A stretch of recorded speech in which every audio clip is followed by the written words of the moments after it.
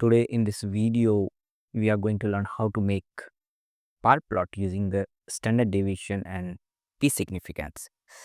In this video, I'm going to use the database, a data which is already provided in R as iris data frame. So here we first going to use libraries like dplyr, tidyr, ggplot, and ggpubr. We run this code of chunk here, and then we are using here iris data from base R.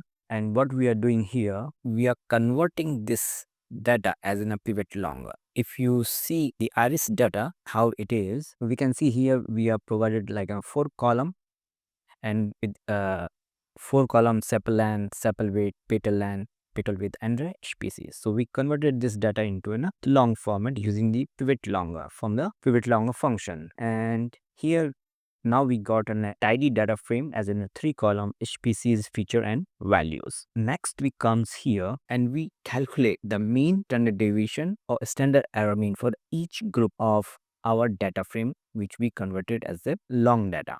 So here we are doing a group by using a feature and species, and we are summarizing counts, mean value, standard deviation, standard error, mean, and then we are splitting the group again back.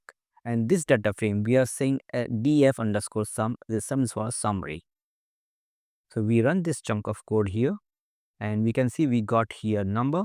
Each parameter, each feature have 50 counts. Mean is here, standard deviation, and standard error mean. You can pause the video any point to check the code, and you can find this code completely in the description. So now we comes here, and because we want a comparison, we are going to prepare a bar plot using ggplot. So here we make a comparison between setosa and vesicular, setosa with virginica, vesicular with virginica. These are the 3 comparisons, and between these comparisons we're gonna to check how the significance. We run this code of chunk here, and now we open here, we use a ggplot2, and for the ggplot2 we first feed the data our df long, and in aesthetic on x-axis we give the species, on a y-axis we give the value, and our geome is a geome column, and in a geome column inside we are again giving a data called df sum, which is our summary, and aesthetic is a x,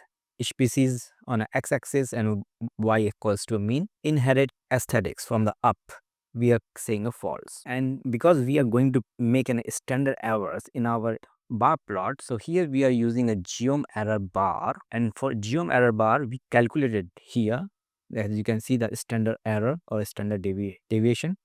And so here we are saying data, which data we're going to use, df sum, aesthetic again the on x species, and y min, the mean minus se, and y max, we mean plus se. I'm using here standard error mean. You can use the standard deviation as a d also.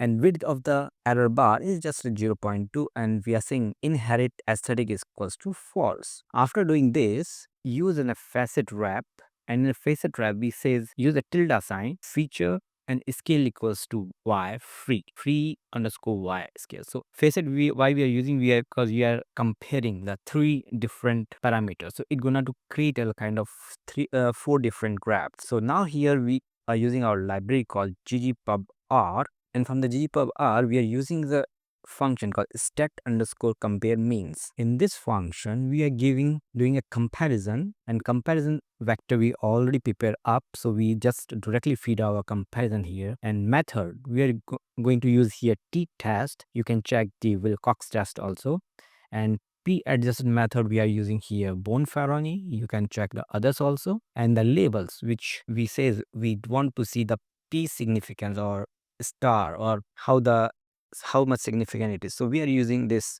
p dot significant, and just giving a simple theme underscore classic, that's the base R function. You can pause this video at any point to see how the code goes here, and we just run this code. We can see here we got very nice 4 graphs, and here we can see like between petal length and mean, we can see the vesicular, setosa, and vesicular virginica, all the significance it is showing us. As you see, we here didn't see the jitter points, and in the first line of code here df long we feed to this data. Why we feed here this data?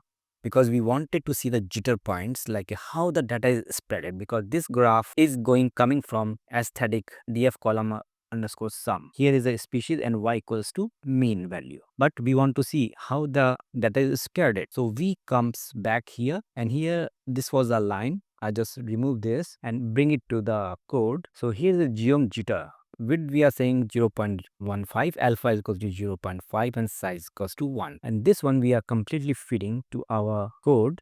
And we again run this code chunk here. Now see the output. So now we got here our whole jitter points, the standard deviation, and the significance in the graph. So like this, we can prepare publication ready graphs in a short time using the very nice code. And you can use this code on any kind of your own data. Just you feed to the data as a data frame to this code. I hope you like this the short video to how to prepare an bar graphs in R using the ggplot. Thanks for the watching.